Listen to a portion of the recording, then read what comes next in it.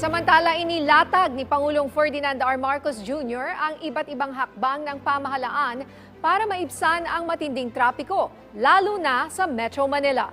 Sa bagong Pilipinas Town Hall Meeting on Traffic Concerns, tinalakay ng mga kinauukulang ahensya ng gobyerno ang mga mungkahi para tugunan ang trapiko sa National Capital Region.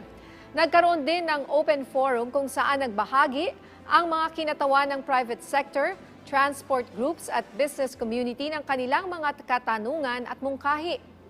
Ayon sa Pangulo, prioridad ng pamahalaan ang mga infrastruktura laban sa trapiko. Kaya naman minamadali na niya mga proyekto sa mass transit tulad ng subway at pagdaragdag ng mga tren.